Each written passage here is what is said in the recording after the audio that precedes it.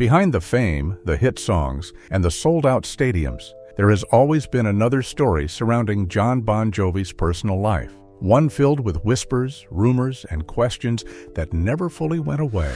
And at the center of it all is his longtime wife, Dorothea Hurley, the woman who stayed through it all while the noise around them only grew louder. Join us as we dive into the untold side of their story and uncover what really happened behind the headlines. The making of Jon Bon Jovi. Jon Bon Jovi was born John Francis Bon Jovi Jr. on March 2, 1962, in Perth Amboy, New Jersey. He grew up in a working-class family where money was earned through hard work and discipline. His father worked as a barber, while his mother was a former Playboy bunny who later became a florist. The family lived a simple life, and Jon grew up understanding that nothing would come easily. Even as a child, he showed signs of wanting more than an ordinary life. He was energetic, confident, and constantly looking for ways to stand out. Music became important to Jon at a very young age. While other kids were focused on school activities or sports, he spent hours listening to rock music and dreaming about being on stage. Bands like the Beatles and the Rolling Stones had a huge influence on him. He became fascinated by the idea of performing in front of crowds and being recognized everywhere he went. By the time he was a teenager, he was already learning how to play guitar and writing songs. His passion quickly became more than just a hobby. He wanted music to become his future. During his school years, Jon started joining local bands around New Jersey. One of his early groups was called Atlantic City Expressway, and later he performed with a band named The Rest. These local gigs helped him gain experience and confidence. He played at small clubs, school events, and neighborhood venues wherever he could get a chance. Even then, people noticed how determined he was. Friends and fellow musicians often said Jon was obsessed with becoming famous. He didn't hide his ambitions. He openly talked about wanting to become a huge rock star one day. One major advantage Jon had was his connection to the music industry through his cousin, Tony Bon Jovi. Tony owned a recording studio in New York called Power Station Studios. This studio was already known for working with major artists, and Jon managed to get a job there as a teenager. He cleaned floors, carried equipment, and ran errands. But he paid close attention to everything happening around him. Watching professional musicians record songs gave him valuable experience that most young artists never get. While working at the studio, Jon recorded some of his earliest songs. One of them, Runaway, would completely change his life. The song featured several local musicians and slowly began getting attention on radio stations. Once listeners heard the track, music executives started noticing Jon's potential. Runaway became popular enough to help him form the band that would later become Bon Jovi. From the beginning, Jon focused heavily on image as much as music. He understood that appearance, attitude, and confidence mattered in the rock world. His style, hair, stage presence, and charm were all carefully built as part of the Bon Jovi identity. Before success fully arrived, ambition already shaped Jon's personality in major ways. He was competitive, focused, and extremely driven. People around him noticed he always wanted control over his career and image. He believed fame was something he was meant for, and he pushed himself hard to achieve it. Even before becoming a global superstar, Jon carried himself with confidence and determination that made him stand out from other young musicians trying to make it big. But while Jon's music career was finally taking off, another part of his personal life was quietly beginning to shape his future in ways nobody expected: the rise of a rock superstar. After the success of Runaway, Jon Bon Jovi knew he needed more than a hit song to survive in the music industry. He needed a real band. In 1983, he brought together a group of talented musicians who would eventually become Bon Jovi. The lineup included guitarist Richie Sambora, keyboard player David Bryan, drummer Tico Torres, and bassist Alec John Such. Each member brought something important to the group. Sambora's guitar playing and songwriting became a major part of the band's sound, while David Bryan added strong keyboard melodies that helped separate Bon Jovi from other rock bands at the time. The chemistry between the members was clear almost immediately. They worked hard together and shared the same goal of becoming one of the biggest bands in the world. Jon was the frontman and face of the group, but the band's success came from how well they performed together. Their early albums gained attention, But it was their third album, Slippery When Wet, released in 1986, that completely changed everything. Songs like Livin' on a Prayer, You Give Love a Bad Name, and Wanted Dead or Alive became massive hits around the world. The album sold millions of copies and turned Bon Jovi into international superstars almost overnight. The success continued with their next album, New Jersey, released in 1988. Instead of slowing down, the band became even bigger. Multiple songs from the album became hit singles, and fans packed arenas everywhere they performed. Bon Jovi was no longer just another rock band from New Jersey. They had become one of the defining bands of the 1980s. Jon Bon Jovi himself became one of the most recognizable faces in music. His long hair, confident stage presence, and polished image made him especially popular with female fans. At the height of their fame, life became non-stop. The band spent huge amounts of time traveling around the world on massive tours. They performed in packed stadiums, stayed in luxury hotels, attended parties, and lived the fast-paced lifestyle that came with being rock stars during the 1980s. Every city brought new attention, new fans, and new temptations. Groupies constantly surrounded the band, especially Jon. Women waited outside hotels, backstage areas, and concert venues hoping to meet him.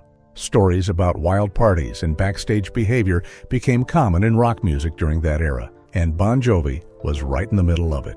Jon quickly developed the image of a rock god. Fans admired him not only for his music, but also for his appearance and charisma. Magazines regularly featured him on their covers, and television interviews helped make him even more famous. However, the media also presented him differently from many other rock stars. While some musicians openly embraced bad boy reputations, Jon was often portrayed as cleaner, more charming, and more responsible. Part of that image came from his longtime relationship with Dorothea Hurley. Even as female fans obsessed over him, stories about his loyalty to his high school sweetheart helped create the image of a family-oriented rock star. Still, fame came with pressure. Jon constantly had to protect both his public image and his career. Touring for months at a time was physically exhausting and emotionally draining. There was little privacy, constant media attention, and non-stop expectations from fans and record executives. Every performance had to be bigger than the last. Every album needed to top the previous one. The pressure to stay successful never disappeared. And while the world saw Jon Bon Jovi living the dream, his private life was becoming far more complicated behind the scenes. High school sweethearts. Long before Jon Bon Jovi became one of the biggest rock stars in the world, he was just a teenager in New Jersey trying to figure out his future. During his high school years, he met Dorothea Hurley, the girl who would eventually become his wife. Their story started in a very ordinary way. According to Jon, they met while attending Sayreville War Memorial High School. One well-known version of the story says Jon tried to cheat off Dorothea during a test, and that simple classroom moment became the beginning of a relationship that would last for decades. At the time, Jon was already deeply interested in music and performing with local bands. Dorothea, however, lived a much more private and grounded life. Friends described her as calm, independent, and confident. She was not impressed by popularity or attention, which immediately made her different from many other people around Jon. Even before fame entered the picture, Jon seemed drawn to the fact that Dorothea treated him like a normal person instead of someone special. She was direct with him and never acted starstruck. Their relationship during those early years was not always smooth. Like many young couples, they experienced ups and downs. Jon's growing obsession with music and success created tension. He spent long hours rehearsing, performing at clubs, and trying to build a career. Dorothea had to watch him slowly become more focused on fame and less connected to a normal teenage life. As Jon's music career started moving forward, the relationship became even more difficult to maintain. There were periods when they reportedly broke up and spent time apart, especially as Jon began meeting new people in the entertainment world. By the mid-1980s, Bon Jovi had exploded into global fame. Suddenly, Jon was traveling constantly, surrounded by fans, models, reporters, and industry executives. Female attention became impossible to avoid. Dorothea was now dating one of the most desired rock stars in the world, and that created enormous pressure on the relationship. Many people around Jon likely expected the relationship to end, It was common for famous musicians at that time to leave behind old relationships once fame arrived. But Dorothea remained different from the Hollywood lifestyle surrounding Jon. She stayed away from the spotlight and rarely gave interviews. She did not try to become famous herself. While many women around Jon were attracted to his celebrity status, Dorothea already knew who he was before the fame, the money, and the worldwide attention. That history gave their relationship a deeper connection that survived during difficult years.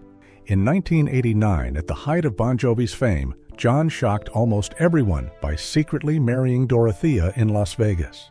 The couple reportedly slipped away during the band's New Jersey tour and got married at the Graceland Wedding Chapel without telling most people around them. Fans were stunned when news of the marriage became public. Many people in the music business were upset as well. Jon's image as a single rock heartthrob was extremely valuable at the time, especially with female fans. Some executives worried that marriage would damage his popularity and hurt album sales. Still, Jon ignored the warnings and stayed with Dorothea, even as rumors, temptations, and scandals slowly began surrounding their marriage from every direction. Surrounded by temptation, being married to Jon Bon Jovi during the peak of his fame was never going to be easy. By the late 1980s and early 1990s, Bon Jovi had become one of the biggest bands in the world. The group was constantly traveling, performing sold-out concerts, attending parties, and living inside the non-stop world of rock music. For Dorothea Hurley, life during those years was filled with pressure, distance, and endless public attention. While Jon was touring across different countries for months at a time, Dorothea remained mostly at home, away from cameras and interviews. Unlike many celebrity spouses, she avoided the Hollywood lifestyle completely. She rarely appeared at major events and stayed out of entertainment headlines whenever possible. But staying private did not protect her from rumors. Everywhere Bon Jovi traveled, there were stories about women surrounding the band. Groupies, models, actresses, and fans constantly tried to get close to Jon and the other band members. Rock music culture during that era almost encouraged wild behavior. In the 1980s, many famous musicians openly cheated on their partners, partied heavily, and lived without many limits. Hotel rooms, backstage areas, and tour buses became known for excessive lifestyles. For some rock stars, bringing women around during tours was treated as normal behavior instead of scandalous behavior. Fans, managers, and even the media often looked the other way. The public almost expected famous musicians to live like that. Over the years, stories and rumors about Jon's behavior during tours became harder to ignore. One of the most controversial claims connected to his marriage was the statement that he brought a new girl home every night. The quote has circulated in different forms for years and became part of the larger discussion surrounding Jon's personal life. Some reports suggested people close to the rock scene witnessed women constantly around him during the height of his fame. Whether every story was fully accurate or exaggerated by tabloids, the rumors created a public image that conflicted sharply with Jon's clean-cut reputation. What made the situation more complicated was that Jon was often presented in the media as different from other rock stars. He was seen as charming, professional, and devoted to his wife compared to musicians known for openly destructive behavior. Because of that image, every cheating rumor attracted even more attention. Fans were divided. Some defended him and argued that tabloids exaggerated stories to sell magazines. Others believed there was truth behind many of the rumors. Dorothea rarely responded publicly to the gossip. Instead of giving emotional interviews or attacking Jon in the media, she stayed mostly silent. Many people saw that silence as strength, while others believed she simply chose to protect her family from embarrassment. Public humiliation could not have been easy, especially when stories about Jon's alleged affairs continued appearing over the years. Still, Dorothea seemed determined not to let outside attention destroy her marriage. To outsiders, their marriage often looked confusing, complicated, and full of contradictions, and the deeper people looked into Jon's private life, the more shocking stories began to surface. Affairs and rumors.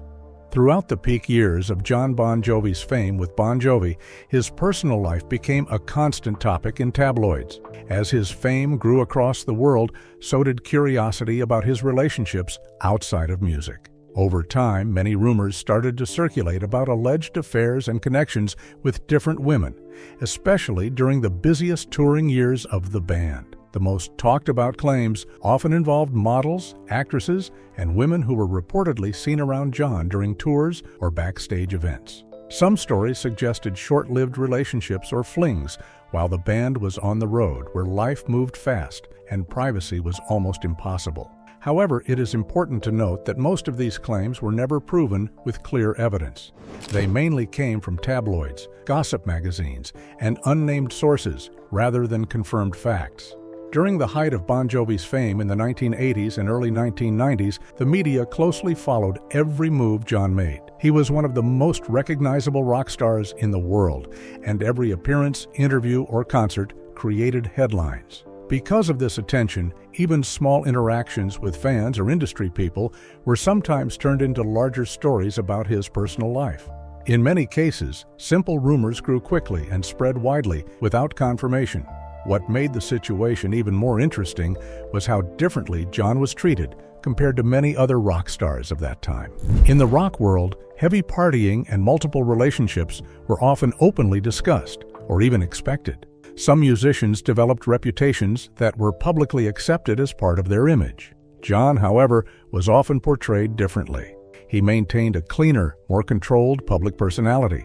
He spoke politely in interviews, avoided extreme scandals, and presented himself as more grounded than many of his peers. Because of this contrast, tabloids became even more focused on trying to uncover anything that could challenge his clean image. While other rock stars were openly linked to chaotic lifestyles, Jon's alleged behavior was often framed as surprising or hidden. This created a constant tension between his public image and the rumors that followed him. For fans, it was sometimes difficult to know what to believe. Stories from insiders, former staff members, and entertainment reporters added more fuel to the gossip. Some claimed they saw Jon surrounded by women during tours or after shows. Others suggested that the rock star environment naturally led to temptation and blurred boundaries. However, these accounts were usually anonymous or based on secondhand information, which made them difficult to verify. At the same time, Jon and people close to him rarely addressed specific rumors in detail. Instead of naming incidents or responding to every story, he often gave general statements about fame, temptation, and the challenges of life on the road. This silence sometimes allowed speculation to continue growing, since there were few direct confirmations or detailed denials of individual claims. Through it all, his marriage to Dorothea Hurley continued, even as rumors followed them for years, setting the stage for the scandals that would further test his reputation and personal life. Threatening scandals. Even though Jon Bon Jovi built a reputation as one of the more controlled and professional figures in rock music, life inside Bon Jovi was not always calm or polished. During the band's peak years, there were constant stories of pressure, tension, and moments that threatened his carefully built public image. Life on tour was often intense. The band spent months on the road, moving from city to city with little rest. While fans saw exciting concerts, behind the scenes there were long hours, exhaustion, and stress. Reports from people close to the tours described situations where tempers could rise quickly. Small disagreements over schedules, performance quality, or creative decisions sometimes turned into larger conflicts. Even though the band stayed together, it was not always without friction. Inside the group, there were also moments of disagreement about leadership and direction. As the front man and main face of the band, Jon naturally took control of many decisions. This included music style, public image, and long-term planning. While this helped the band stay focused, it also created occasional tension with other members who wanted more input. Guitarist Richie Sambora, in particular, was often mentioned in reports about creative differences with Jon. These tensions never completely broke the band apart, but they added pressure behind the scenes. Another topic that followed Jon throughout his career was his ego and control over his image. Some critics and insiders suggested that he was very careful about how he appeared in public and how the band was presented. While fans admired his professionalism, others saw it as being overly controlled or strict. In the music industry, where many artists were known for wild behavior, Jon's more managed image sometimes stood out in a different way. In interviews over the years, Jon occasionally hinted at the reality of life on the road. He spoke about temptation, pressure, and mistakes without going into full detail. At times, he acknowledged that fame came with situations that were not always easy to handle.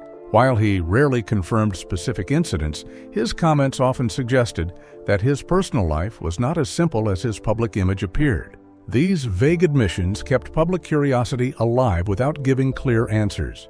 Fan reactions to rumors about cheating or personal scandals were often divided. Some fans defended Jon strongly, believing that tabloids exaggerated stories or misunderstood situations. Others felt disappointed whenever new rumors appeared, especially because Jon had built an image of stability and loyalty. Whenever gossip resurfaced, it quickly spread across magazines, television, and later online platforms, showing how closely his personal life was watched. Despite his polished and professional appearance, scandals seemed to follow him throughout different stages of his career. Even when no new confirmed incident occurred, old rumors would often return in interviews, documentaries, or entertainment articles. This created a cycle where Jon's name was repeatedly linked to controversy, even during quieter periods of his life. And as the rumors and tension continued to follow him, the attention eventually turned toward the one person who stayed beside him through it all. The woman who stayed. While the world followed the highs and lows of Jon Bon Jovi's fame with Bon Jovi, one person stayed almost completely out of the spotlight: Dorothea Hurley. Unlike many celebrity spouses who step into fame, interviews, and public attention, Dorothea chose a very different path. She built a private life that stayed separate from the music industry, even while being married to one of the biggest rock stars in the world. Dorothea's lifestyle was always grounded and low profile. While Jon was traveling across countries, appearing on magazine covers, and performing in front of huge crowds, she stayed away from Hollywood culture. She rarely attended red carpet events and avoided interviews as much as possible. This was not because she was shy, but because she did not want fame to become part of her identity. She preferred normal routines, privacy, and stability, instead of living inside constant media attention. One of the biggest reasons Dorothea stayed out of the spotlight was her focus on family. She played a central role in raising their children, keeping their home life as normal as possible, despite Jon's global fame. While Jon's career required him to be on the road for long periods, Dorothea made sure their children grew up without constant exposure to cameras and reporters. She worked to protect them from the pressure that often comes with having a famous parent.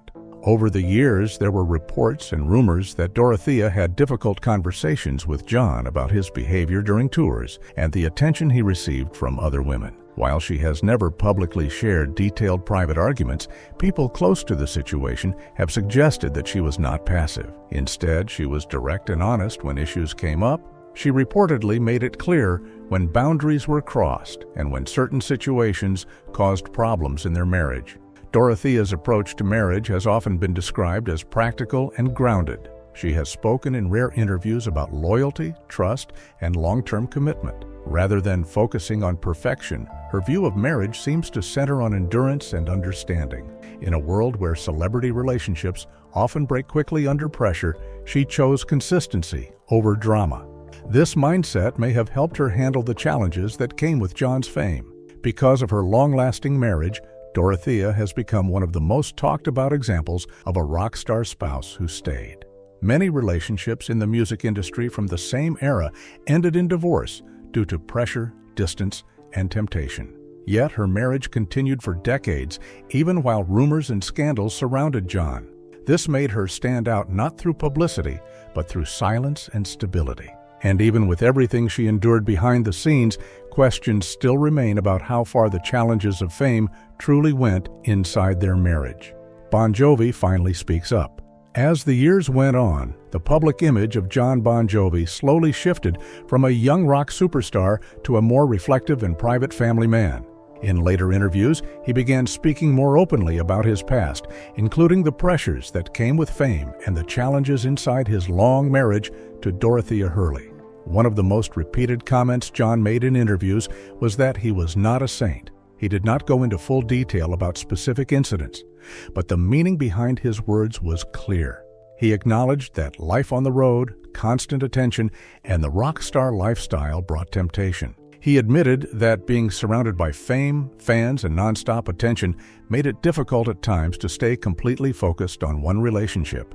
These comments were seen as the closest thing to an admission that his marriage had faced moments of strain related to infidelity rumors. Jon also spoke more generally about marriage and the realities of staying together in the entertainment industry.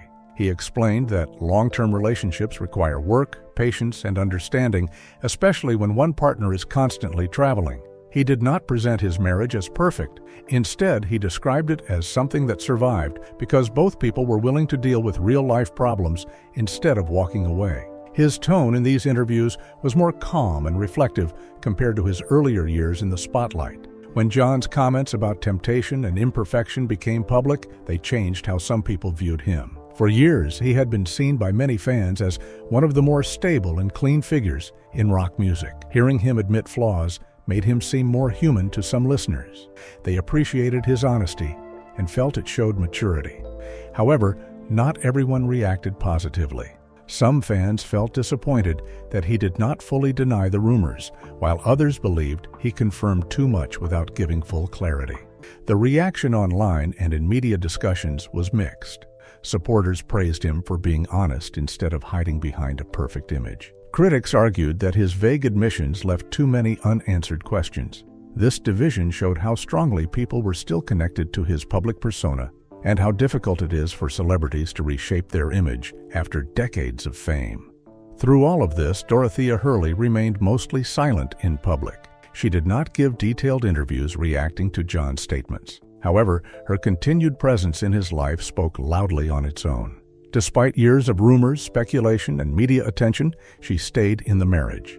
For many observers, this suggested that whatever discussions or challenges existed between them had already been handled privately, long before Jon spoke about them publicly. Today, the couple's image is very different from the early years of fame. They are often seen together at events, appearing calm and stable compared to the chaos often associated with rock star relationships. The public now views them less through the lens of scandal and more through longevity, even if old stories still resurface from time to time. Thanks for watching.